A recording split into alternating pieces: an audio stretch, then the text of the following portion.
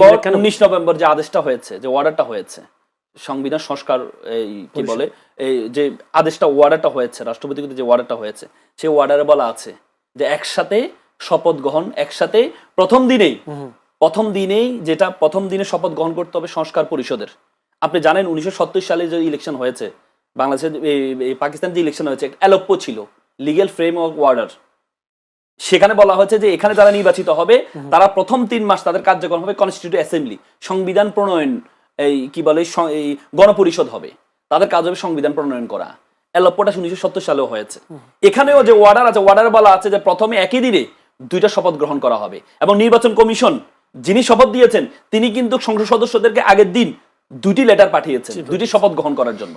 তাহলে আপনি একটি গ্রহণ করলেন যেটা আপনার জন্য উপকার, আরেকটি গ্রহণ করলেন না যেটা আপনার জন্য উপকার না।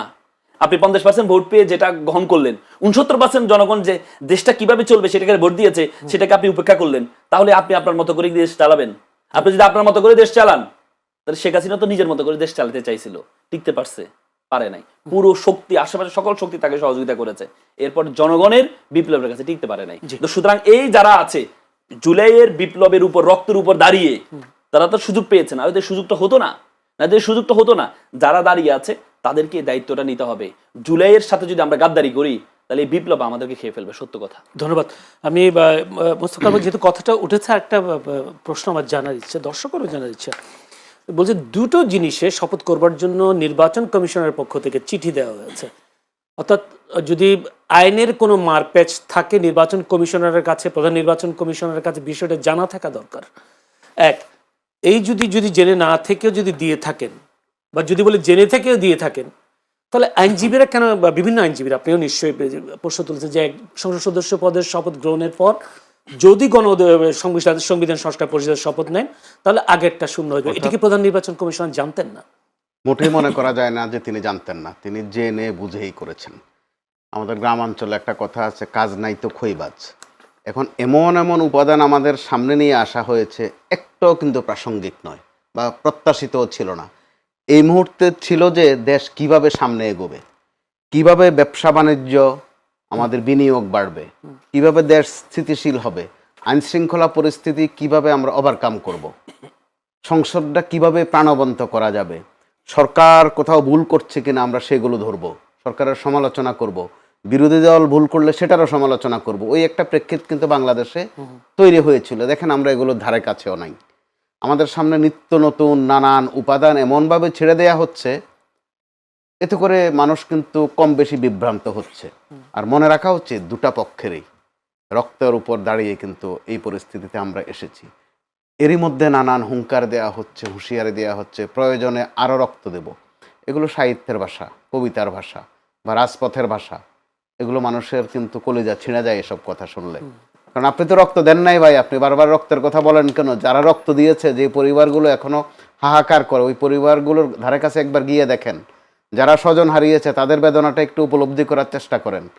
কারণ আপনারা বারবার রক্ত দিবেন বলে আপনার সন্তানকে কিন্তু পাঠাচ্ছেন না রাস্তায়, পাঠাচ্ছেন রহিম জলিলের বাচ্চাদেরকে, নিজেদেরটাকে কিন্তু খুব সুন্দর মতো ইনট্যাক্ট রাখছেন, বারবার আবার রক্তের দাওয়াত দিচ্ছেন। এখন রক্তের দাওয়াত আর নয়, প্লিজ দেশ গঠনের চেষ্টা করেন।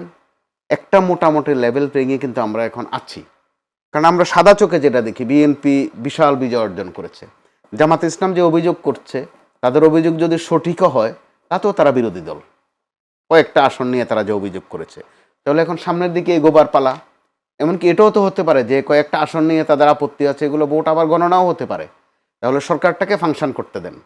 যেখানে বিএনপি বড় দল এবং মজলুম, জামাতে ইসলামও মজলুম, তো এই 2 মজলুম যখন আবার পেছনের দিকে যায়, অর্থাৎ নিজেরাও একটু জালিমের মতো আচরণ করে ফেলে, এটা কিন্তু শহীদদের পরিবারগুলোকে কষ্ট দিচ্ছে। যারা হাসপাতালে কাতরাচ্ছেন এখনো কিন্তু শত আছে বিভিন্ন হাসপাতালে, পঙ্গু হয়ে আছে, তারা কিন্তু বড় কষ্ট পায়। নির্বাচন, তাদের প্রশ্ন ছিল যে নির্বাচন জরুরি কিনা, কিন্তু আমরা যারা পেশাজীবী মানুষ তারা মনে করি একটা নির্বাচন দরকার ছিল, খুব জরুরি ছিল। নির্বাচনটা যথেষ্ট সুন্দর হয়েছে, প্রশ্ন আছে কিন্তু সুন্দর হয়েছে তুলনামূলক। তাহলে এখন ফাংশন কি আমাদের? ফাংশন হচ্ছে সরকারটা যেন ভালোভাবে চলে। তো সরকারকে ছায়ার মতো পেছন থেকে দেখা, বা যেটা আমরা বলি শ্যাডো ক্যাবিনেট, জামাত সেটাও করবে বলেছে, এর মধ্যে কয়েকটা ভালো ভালো কাজও আমরা দেখছি। জামাতে ইসলামী ঘোষণা দিয়েছে তারা কোনো সরকারি প্লট নেবে না, গাড়ি নেবে না, বিএনপিও সেটাকে ওন করেছে। আমরা ভালো লক্ষণ দেখছি কিন্তু অনেকগুলো। প্রধানমন্ত্রী কিন্তু এরই মধ্যে তার যে ওয়াদা, 31 দফা সংস্কারের ওয়াদাই নয় শুধু, নির্বাচনী ওয়াদাই নয় শুধু, আরও নানান ওয়াদা পালনের জন্য কিন্তু ব্যাপক পরিশ্রম যে করছেন সেটা কিন্তু আমরা দিব্যি দেখতে পাচ্ছি। তাহলে তার পরিশ্রমকে সফল হতে দেওয়াটাই বোধহয় বেশি যুক্তিযুক্ত।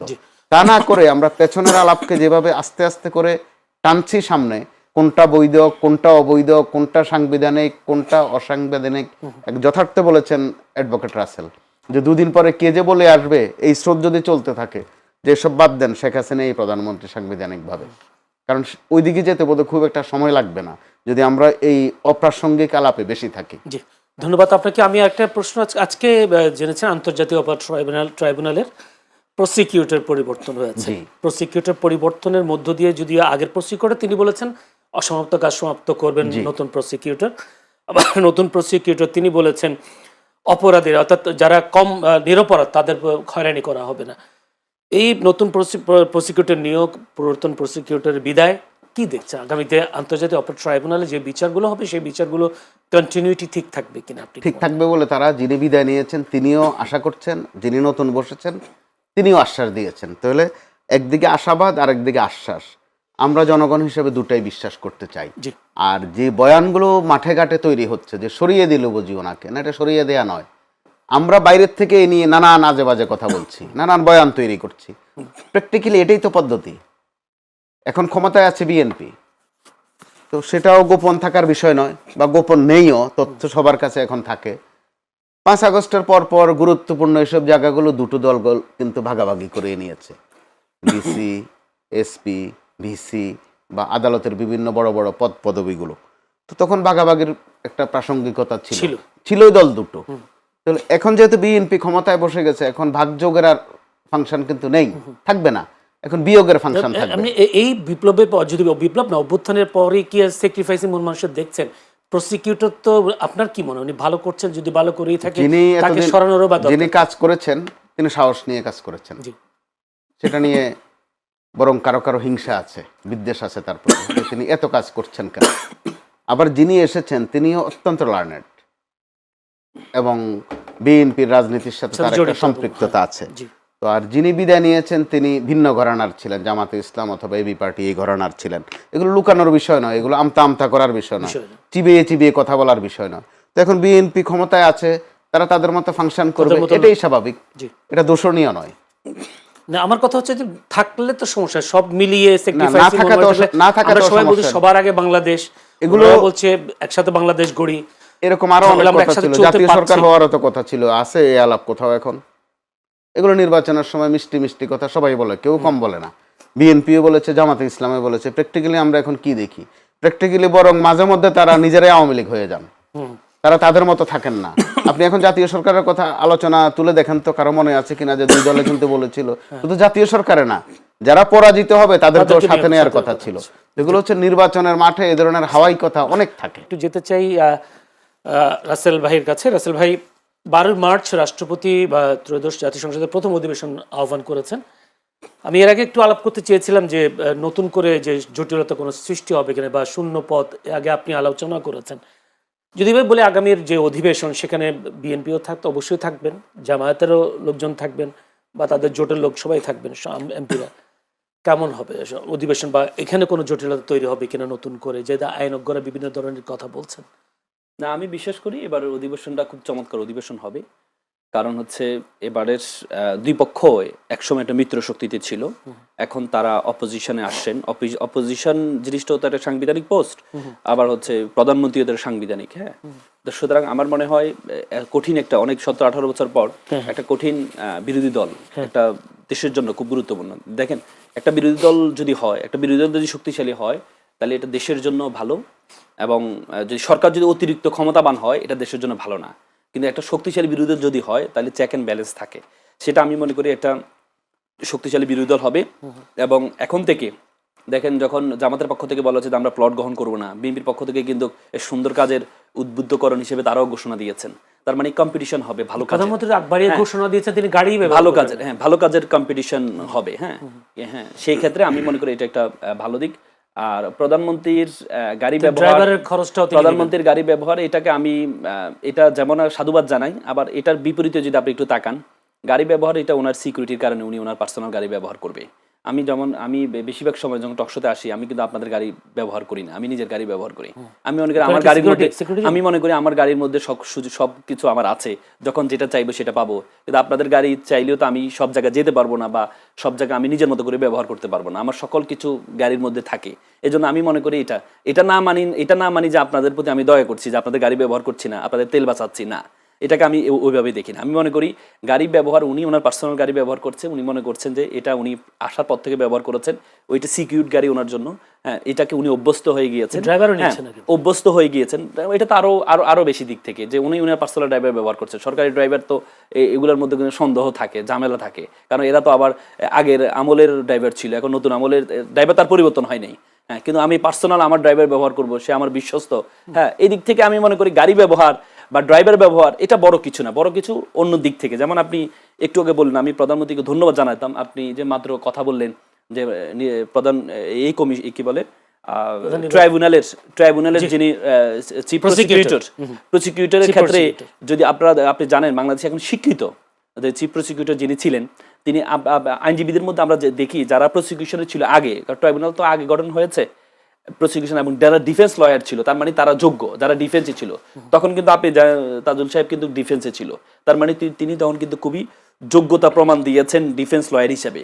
সেই হিসেবে যখন নতুন সরকার আসলো, অন্তর্বর্তীকরণ সরকার আসলো, তখন অফার দেওয়া হলো, বিএনপিকে অফার দেওয়া হয়েছে যে আপনারা চিফ প্রসিকিউটরটা নেওয়ার জন্য, কিন্তু বিএনপি সেটাকে নিতে চান নাই। কারণ হয়তো এটা এমন হতে পারে, বিএনপি চিন্তা করলে আমরা যদি তাদের বিচার করি তাহলে আমাদের ভোট নষ্ট হতে পারে, বা আমাদের এই আওয়ামী লীগের যে ভোটগুলো নষ্ট হইতে পারে, বা ভবিষ্যতে কখনো আওয়ামী লীগ তাদের বিচার, তখন আমি বলেছি অন্তর্বর্তীকালীন, কারণ তখন তো হচ্ছে ভোটের বিষয় ছিল, এখন তার ভোটের বিষয় নেই, এখন তো ভোট তো যা দেওয়ার হয়ে গেছে, এখন তার ভোটের বিষয় না, তখন কিন্তু একটা ভোটের বিষয় ছিল যে আমরা যদি তাদের, তখন কিন্তু চিফ প্রসিকিউটর হিসেবে তখন কিন্তু ওনাকে যখন ইনভাইট করা হয়, উনি তখন ওনার রাজনৈতিক যে পদ এটা ছেড়ে দিয়ে এসে উনি কিন্তু ওনার গাছ দেখিয়েছেন, উনি যে কার্যক্রমগুলো নিয়েছেন। আপনি দেখেন আইনাগরের বিরুদ্ধে কিন্তু কেউ কথা বলতে পারেনি, আইনাগরে যারা তাদের বলছে মার্শাল লয়ে তাদের বিচার হবে, তিনি বলেছেন না, এটা আমাদের এই আইনে বিচার হবে।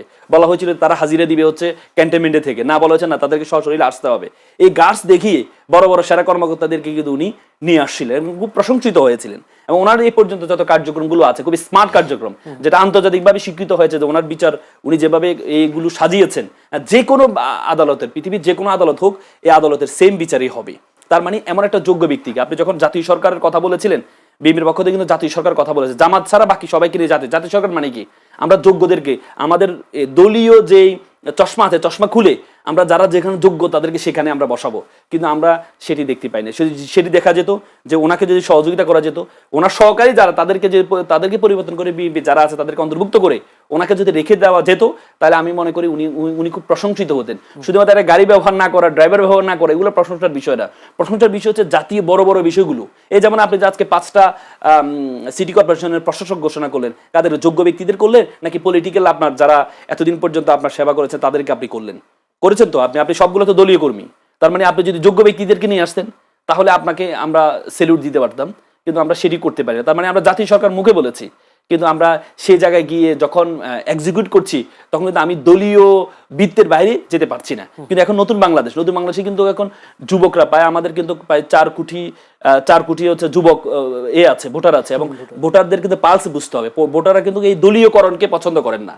যদি দলীয়করণের ঊর্ধ্বে উঠে যে যোগ্য প্রশাসকরা আপনাকে নিয়োগ দিতে হবে, কারণ নির্বাচন যদি আপনি 2 মাসের মধ্যেও দেন, এই 2 মাস তো এভাবে চলতে পারে না, আপনাকে প্রশাসক নিয়োগ দিতে হবে। কিন্তু প্রশাসকগুলো যদি দলীয় ব্যানারের বাইরে হতো, যে যোগ্য ব্যক্তিদেরকে হতো, এই যে চিফ প্রসিকিউটরের বিষয়টা, যদি আপনি ওনার যোগ্যতা তো প্রমাণিত, এ পর্যন্ত প্রমাণিত হয়েছে, যদি এটা এবং উনি কিন্তু চিফ প্রসিকিউটর কিন্তু ওনার গাছ দেখিয়েছেন, উনি কিন্তু বিদায়ের সময় কিন্তু হাসি খুশি, আমরা দেখেছি বিদায়ের বেলা কিন্তু মানুষ হাসে না।